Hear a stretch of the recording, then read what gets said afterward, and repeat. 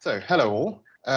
Thank you for joining us today at the Future of Publishing event to discuss the topic of audience addressability in a post-cookie world. I'm Kehinde from PubMatic, one of the leading SSPs operating in the programmatic space today, delivering superior revenue to publishers by being the platform of choice for both agencies and advertisers. We've got a great panel of speakers here today, representing a diverse range of views across the industry. And I'll kick us off by starting with some introductions.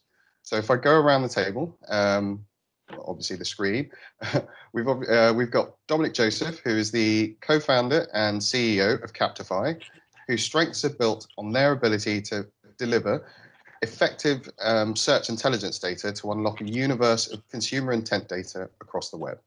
And then we've got Joanna Burton, who's joining us as the Chief Strategy Officer from ID5, and they provide an independent shared identity infrastructure for ad tech platforms and premium publishers. We've also got Denis Palmer joining us from Zeotap. Denis is the Global Director of Channel Partnerships there, and Zeotap are a customer intelligence platform that helps brands better understand their customers and predict their behaviors, helping them make better and smarter investment decisions. And finally, we've also got Harmony Murphy, who's the head of advertising at eBay. eBay obviously need no introduction as a company.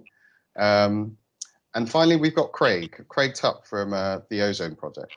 And the Ozone project are one of the leading publisher advertising alliance networks, made up of a number of premium brands, including The Guardian, The Telegraph, the news groups, and congratulations, Craig, as we saw the recent news with the addition of ESI. So, thank you again. Thank you all for joining us today. And I really look forward to this discussion. And you know, as we delve into the topic of audience addressability, I really look forward to talking to you in more detail about it. But before we get started, I thought it was worth taking a minute just to set the scene on the state of play in the industry today. And I think with the decision from Google on their Chrome browser, we're all facing the reality of the third-party cookie being finally deprecated over the next couple of years. This fact is leading many of our peers in the industry to be rightfully concerned about the future direction of ad tech.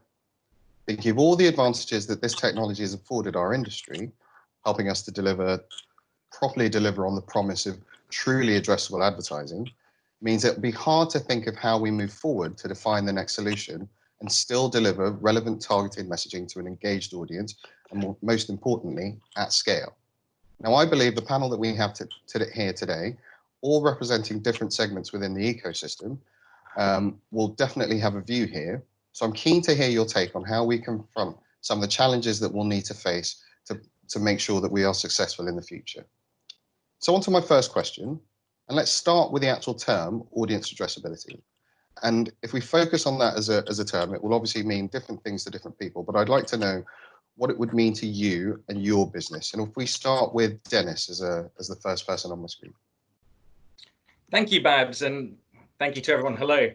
So for us, audience addressability is enabling brands to reach the right consumer at the right time across the right channel. So I think there's a little bit of a stigma about data among consumers, how it's used in the industry. But if you look back to the likes of Amazon and credit cards as a start, 20 years ago, putting in credit card information was very taboo for a lot of consumers on the internet. Today, that's nothing. Then Amazon came along and started retargeting, started showing products you might like, making a more personalized, better customer experience.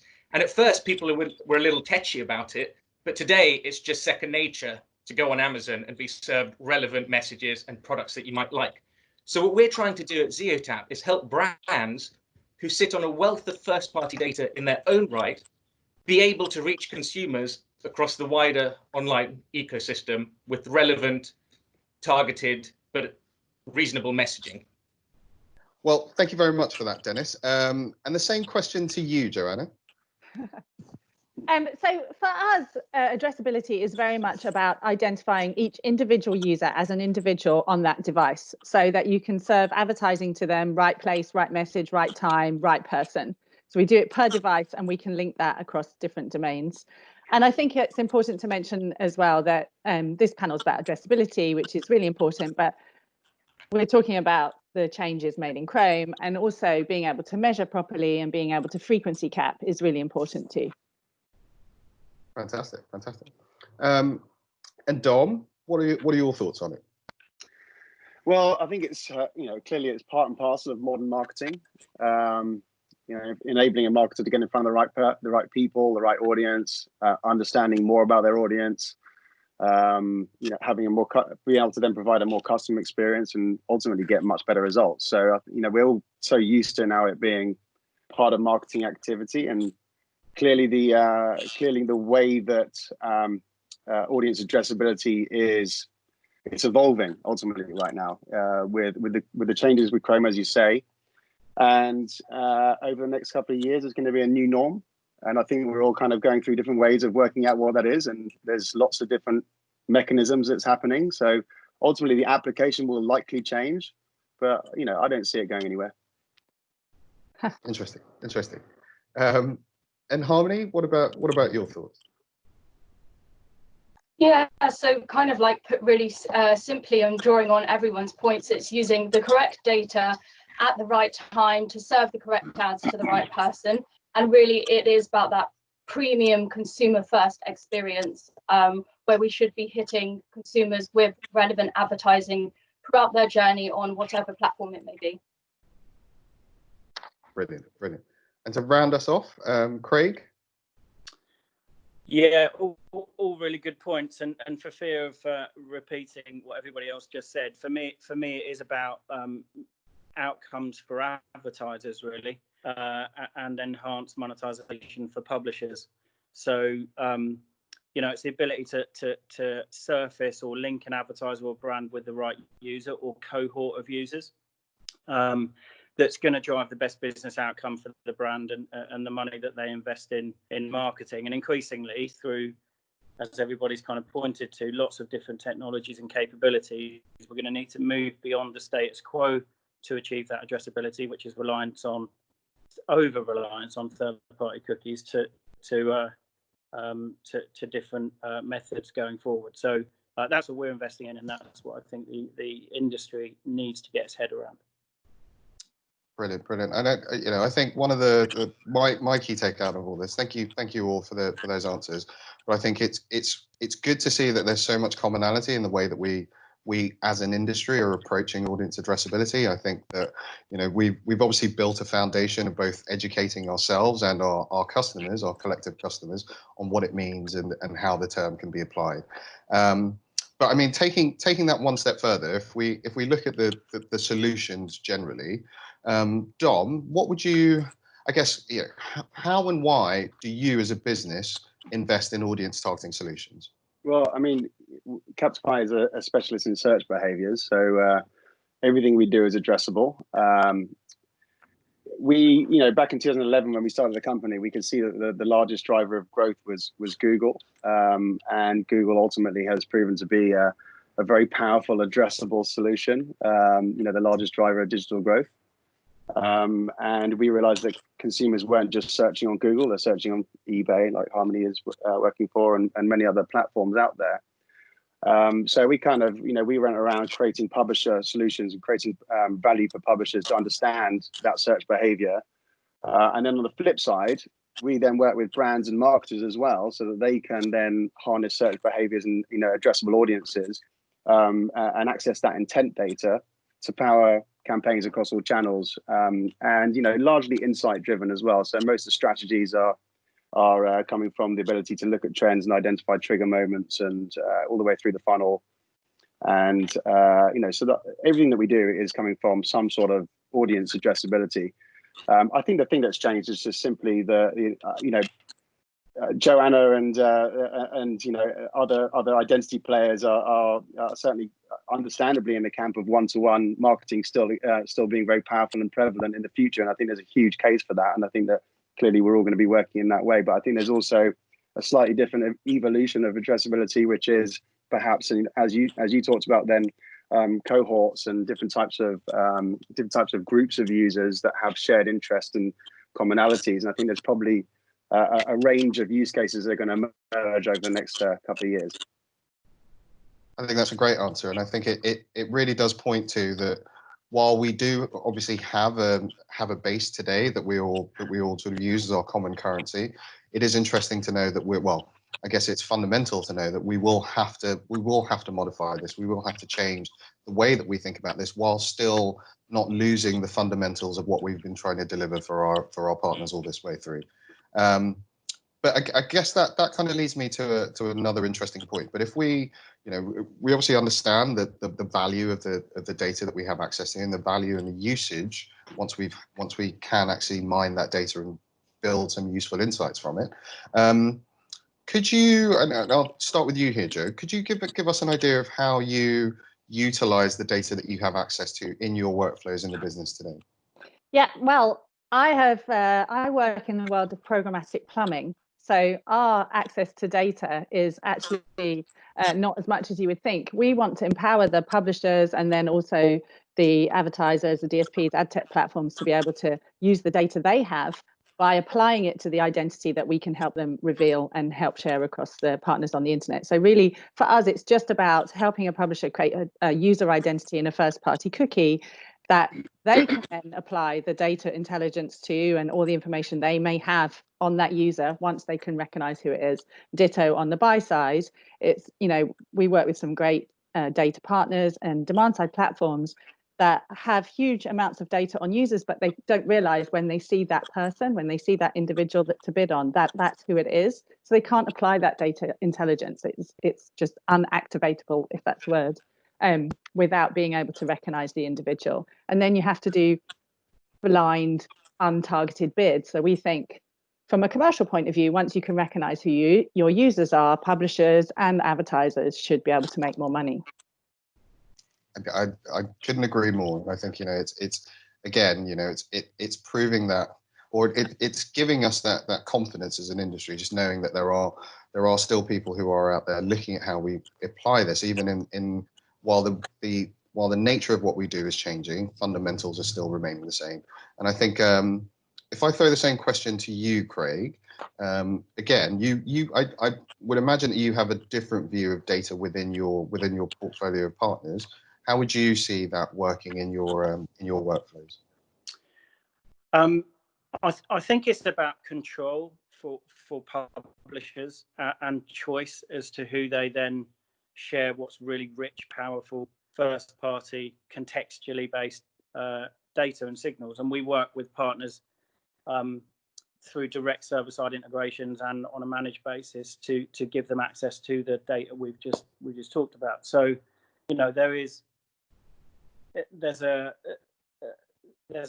we often forget to talk about consumers in everything that we talk about. And the way that we behave as people today is that we're not, we might be a loyal Guardian reader, but we're also an avid football fan.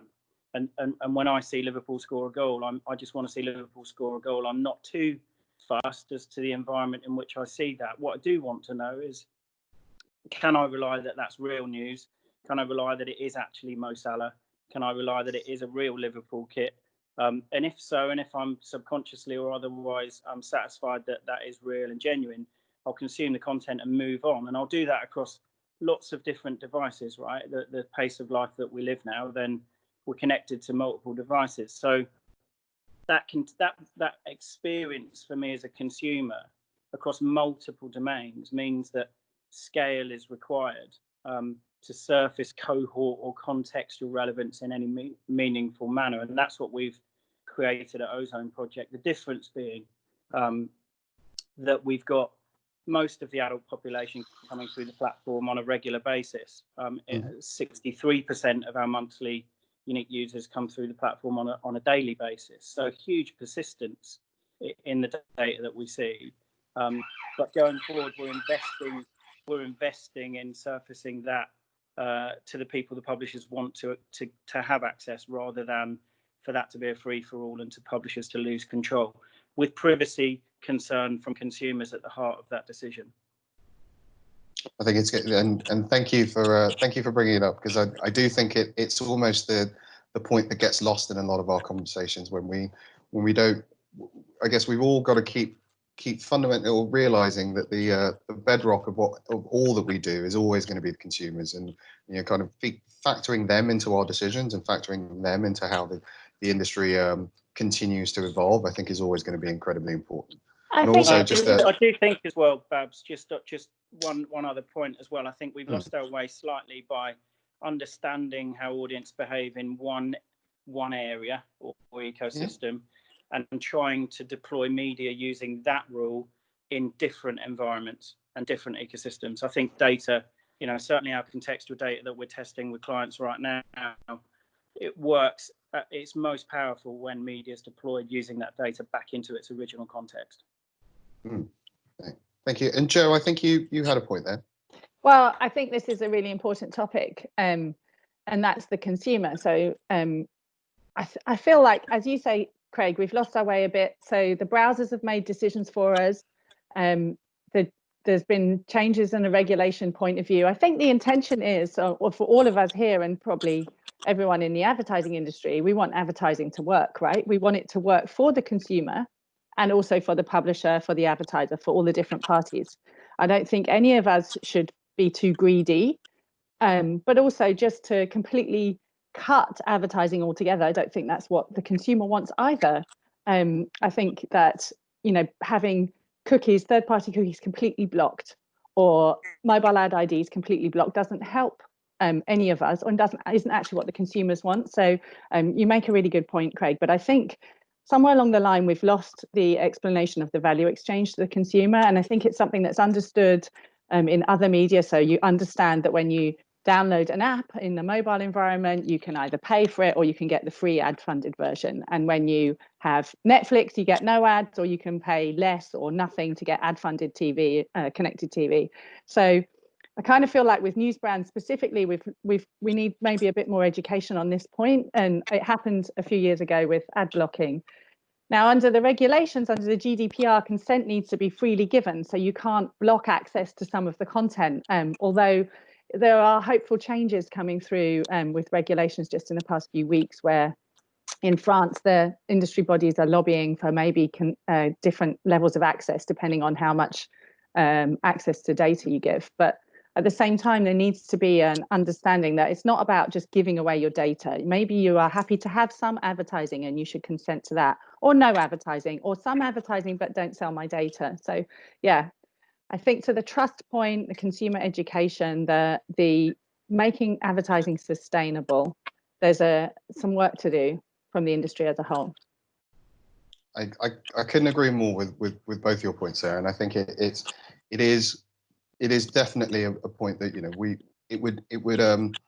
it will do us well to continue to have that conversation and keep making sure that we keep the consumer central, because ultimately that is the fuel that is going to power the industry. Regardless of anything that we do, we essentially are building fancy toys that without the consumers giving us their trust and buying into the value exchange that we're offering, then essentially we're going to be doing very little, put it that way.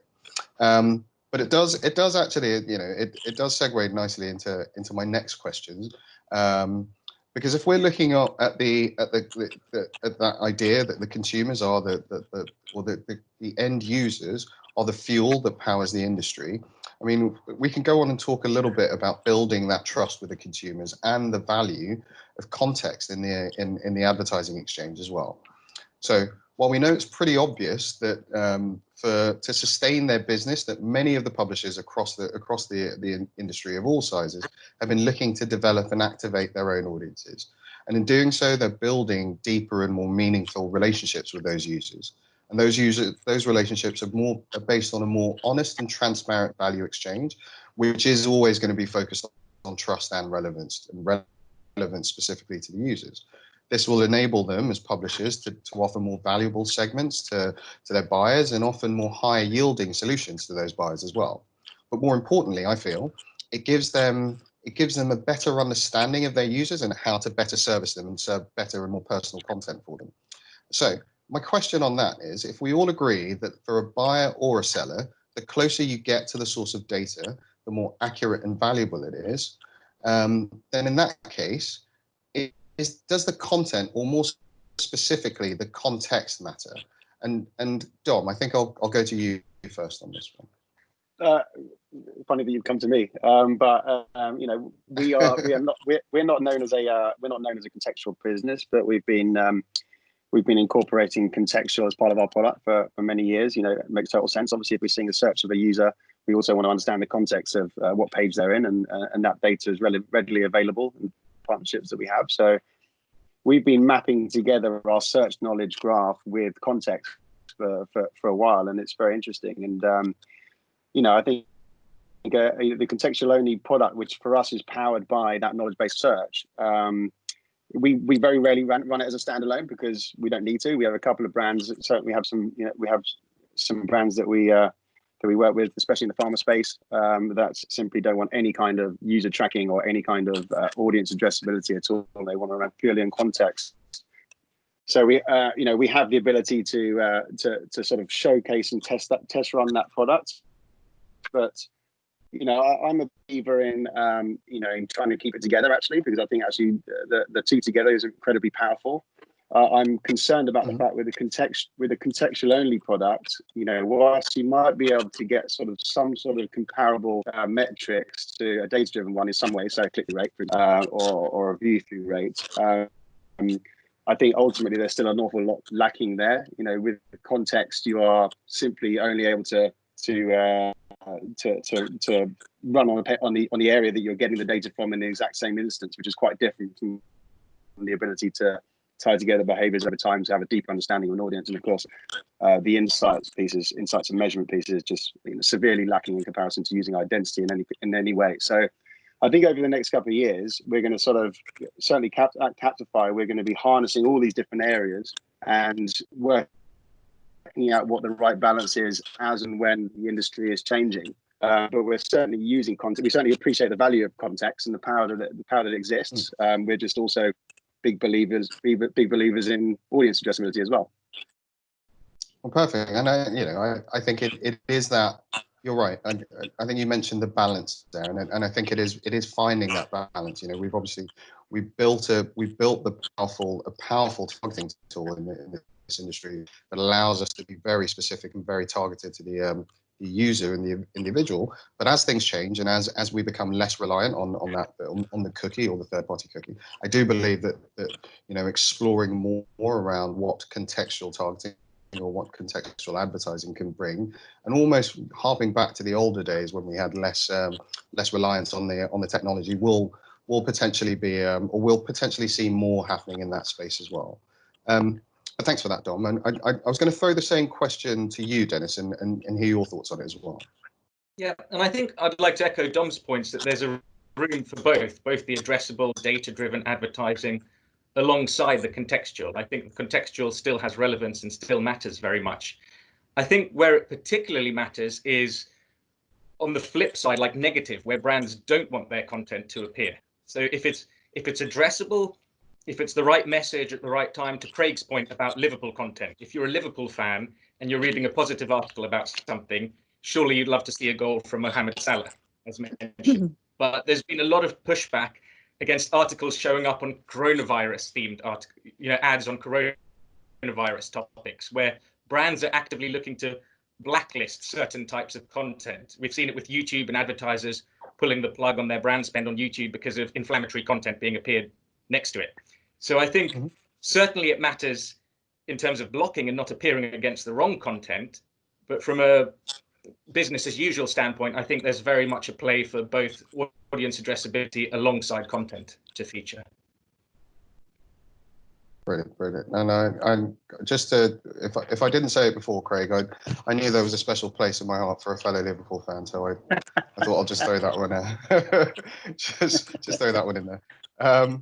But actually, Craig, while I've got you though, if we're just building on that in a little bit, so you know, if we again focusing on the users and focusing on that fuel, that engine that drives the engine for our industry.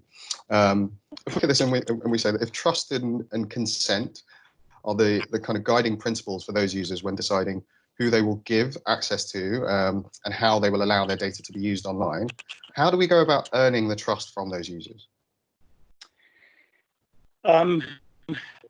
Trust is I can come back, and I think by the context to the previous points is the stitch between all of the other audience addressable signals. I think without context, you can hugely misplaced advertising, which I think is dangerous, but I'll come back to that if we've got time. But trust for us is huge, and what I guess our stakeholders have invested in with the creation of Ozone is there are three stakeholders that we're obsessed about in improving our value going forward and investing in a cookieless future going forward. That is the advertiser who working with ISBA, getting very close to brands, have got fatigue with some of the opacity by design evident in digital marketing, and they just simply want to know where ads are running.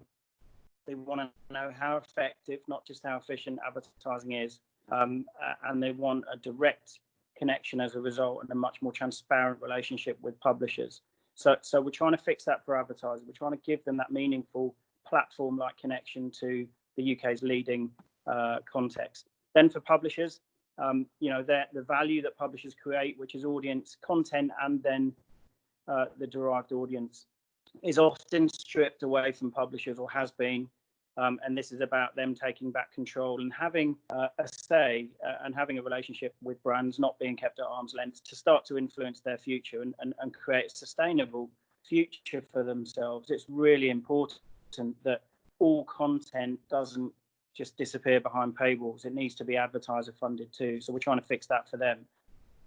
But if we do that job right, and it's all based on trust, of course, if we do that right for those two stakeholders, we get it right for the consumer. Consumers turn to our publications, 45 million of them on a monthly basis, because they trust the content they're reading. They might have different points of view, but they'll come to our content, not just for politics, but for travel and culture and entertainment and sport and business and finance and lots of pretty much every passion they might have.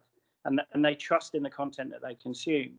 If you listen to Credos's research recently, advertising as a whole is at an all-time low in terms of trust. The main reasons for that being cited by the consumers themselves is the bombardment with irrelevant advertising and the kind of freaky nature that people seem to be followed around the web out of context when they're in a somewhat different mindset to the context you assume they're in. And therefore they are, ad blocking became a thing. Privacy concerns, what's happening to my data, is at the fore for consumers. So if we fix things for advertising, we fix things for publishers, we sustain the future of the free information economy, frankly, which is really important. But advertising as a whole becomes more relevant and useful for consumers. And that's how we are investing in building trust again amongst our three core stakeholder sets. Thank you. I know it's a great answer, and again, it's good to see. It's good to get an insight into how your business specifically is looking into that, especially with the fact that you're working within a group of different companies, but actually having that commonality across them is really encouraging to see. Harmony, if I move to you in this and on the same question, obviously similar to Dom and Captify, I think at eBay you've obviously got access to huge amounts of intent data, and that obviously that power that you have and that knowledge that you have on your users, again, has to come with a level of trust, of the stewardship that you would have with that data. So what are your thoughts on how you go about building that trust, or at least solidifying that trust from your users as well?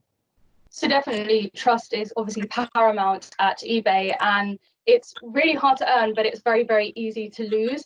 So I think how we definitely define this and go about this is making sure that we're consistent in our premium advertising. So making sure that we're consulting brands who are coming to eBay on our first party data, so that when there's served ads, those ads are highly relevant. And you've touched on this already, Bab, saying about the wealth of kind of first-party data we have and sit behind. So when brands do approach us, we're able to give them strategic ways on how to approach consumers and make sure that the consumers are happy throughout their whole journey on the marketplace on eBay. So I think consistency plays a massive part here.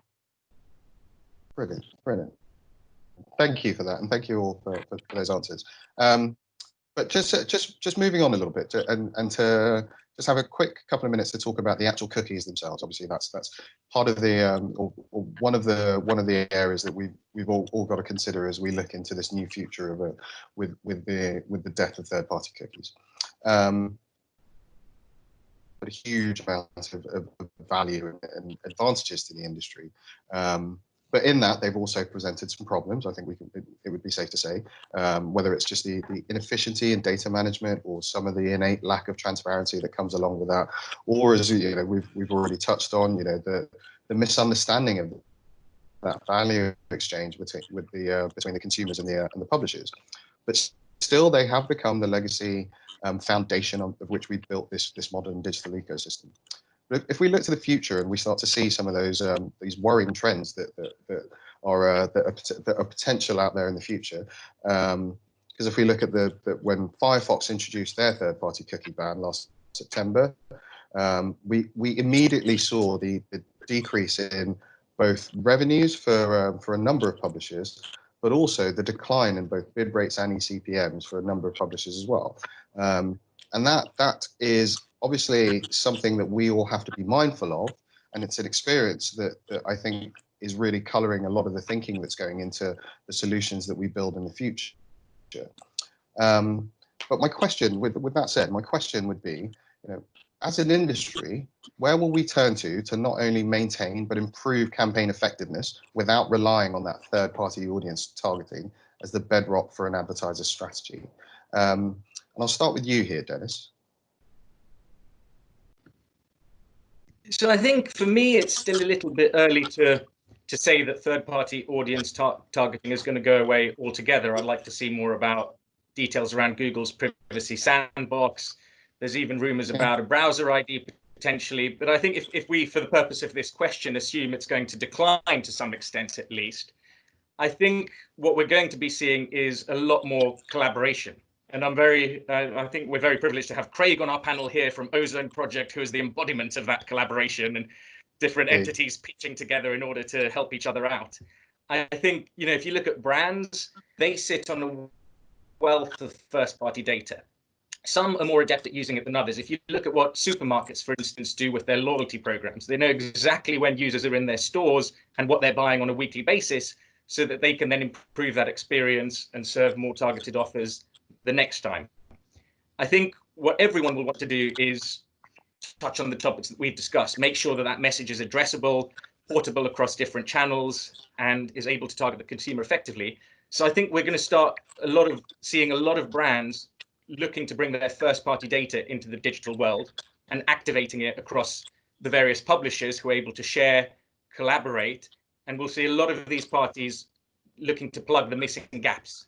So you might have certain information on users, but a publisher may be able to tell you their interests and improve that contextual targeting, for instance. I think certainly collaboration is going to be key. And, the ones that are going to be empowered immediately is a Facebook and Google, who have that logged in environment, who know what users are doing.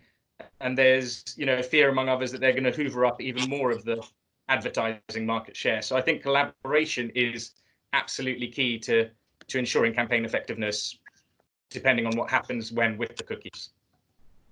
Yeah, I'd echo Denis's points actually, Babs. So I think that there's, the demand side platform technology and the data management platform technology is built to make the most of data for brands and advertisers. And it's so easy to buy on Facebook and Google, and becoming easier to buy in the walled garden environment with measurement and targeting available. And yeah, there's a risk for premium publishers and long tail publishers, all the different kinds of diverse publishers that we're used to, that if it's so easy to buy in these other environments, it's going to make it very hard. And now they're dictating terms. They'll give cohort level information. They'll tell you how your campaign performed, rather than you being able to look at the granular data. Yeah. So it's a risk. I mean, I wholeheartedly agree, and I think that if we look at the businesses like an Ozone, and Craig, it'd be great to hear your thoughts on this question as well. But that whole idea, and my feeling of that's essentially where we need to move to, or at least a similar model that we need to move to, where we do have, as Denis said, a collaboration with a number of different publishers who can pull that valuable resource of data and really give us a competitive edge in a world where, you know, the alternative is the walled gardens, and that leaves essentially freezes out the rest of the market. But Craig, it'd be interesting to hear your thoughts on that as well.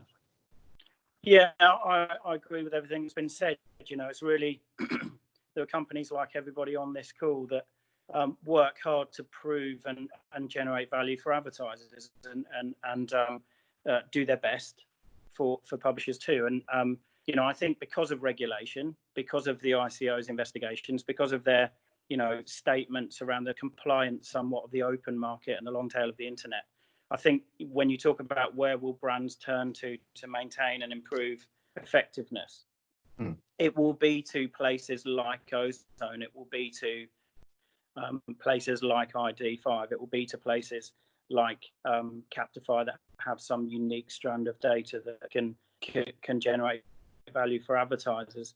Brands will have to work more directly with publishers, because they're going to need consent. They're going to need to know that any users being targeted are verified users, or they know the provenance of the data that's being used.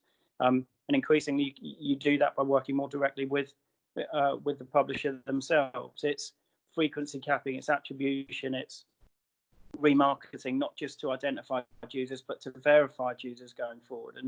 And you really only undo that plethora of things that can become possible when you work as directly as possible with publishers.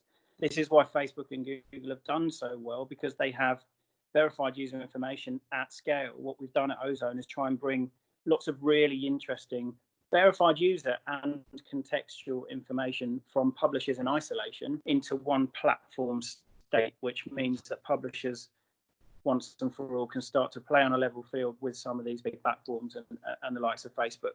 It allows them to compete going forward. And our job is to continue to prove that there's value in that. There's no silver bullet, of course, but that's what we're working hard to provide. Great. And again, thanks for that. And I think it's you know, you've touched on a couple of really interesting areas there, because, you know, really, you know, kind of defining that value for the advertisers, showing them the alternatives, but also having the ability to deploy those campaigns at scale across a massive conglomerate of different publishers, I think is really where, you know, where the strengths of an Ozone lie. And also, if I kind of look at your business, Harmony, and we look at eBay, and I think you've got the almost kind of unique position of having a lot of that in your stable today. You have the data on those users, and you do have the scale as well. I think, you know, the challenge still remains of having to define, you know, what the real value of that addressability is. And, you know, it'd be interesting to hear how you as a business go about that for your publishers or for your buyers. Yeah, sure. So I think that addressability actually creates value for all if the advertising is targeted correctly. So it's a kind of three-pronged approach. Just to give an example here, you've got obviously the consumer is kept happy because their journey is enhanced and more premium within the platform. Then you've got the brand who has less wastage and a better ROI. And then lastly, you've also got the publisher where the yield is improved. And just looking at that and consolidating from an eBay perspective, we want the consumer to be happy, and returning to eBay as a marketplace, the happy consumer, happy us. So I think the value for addressability covers all of these points across the board. So yeah, just to touch on some of the things that you guys all came out with, I couldn't agree more with all of that. I think let's face it, marketers don't want to spend all their money with Google. There are plenty of issues. We all know what they are. And Google are kind of stuck in a between a rock and a hard place, which is why this is probably going to be unfolding for quite a while yet. And you know, they've got to find the right balance between supporting an advertising ecosystem, not marking their own homework, because they're simply not going to be able to get away with this. And you know, they have chipped away at the trust of actually the brand marketers themselves. And I think that we as an ecosystem have a huge role to play to actually provide and support our partners through publishers and advertisers through these next couple of years, and going back to trust. Trust isn't just about a consumer thing; it's also about our partners here. And I think they're going to be doubling down on the publisher groups, on the identity players, or on the insights and data providers that they trust. And we are going to be doubling down our efforts on them. And as such, there's going to be a few layers in the ecosystem that don't have that kind of brand equity with their partners, who are going to be falling by the wayside. And ultimately, for all of us, I think that's a good thing. I think ad tech has an awful lot of negative preconceptions around it from the wider investor landscape and the wider public markets. And I think actually this could end up being a nice cleaning up of our ecosystem that builds that trust on all sides. Indeed. And guys, thank you so much for this. I feel that it's been a really great discussion so far. I only wish we had more time to go into a bit more depth on some of these topics. We didn't even have a chance to talk about some of the changes that we know are definitely coming, like the announcements from Apple this week, talking about the changes they're making. But as I say, it's been really interesting though to just spend this time talking to you, and I wanted to take this opportunity to thank you all again. So thank you, Joe, thank you, Harmony, thank you, Dominic, thank you, Craig, and thank you, Denis. Thanks all for sharing your views. I think just to wrap up my sort of final thoughts on this, I think it's been really encouraging to see the commonalities that we all share across the different these different businesses within the industry. I think we've all highlighted all of the same key points. So the value of addressability will always remain, regardless of the technology that supports that and allows that to flourish. I think the idea that we're still keeping the consumer at the center of all of our discussions, making them central to the strategy, both from an advertiser targeting point of view, but also from the publishers and how we build the trust with those consumers and help them feel valued, or help them feel the return of sharing their data with us and allowing us to trade on it. And then most importantly, the cooperation that will be needed across all of our businesses, both from those of us representing the pipes in ID5's case, those representing the wealth of publisher data that you sit on, like an eBay, or more and more innovative and interesting tech partners like Denis and Zeotap. I think we've all sort of agreed that it is these kind of key bedrocks, that focusing on addressability, keeping the consumer central, and building that cooperation that's really going to help us succeed in the future. So with that, I will say again, thank you all for listening. Please stay safe, everyone. Don't go licking any metal surfaces in this crazy time, and enjoy the rest of the conference. Thank you. Thank you. Thank you.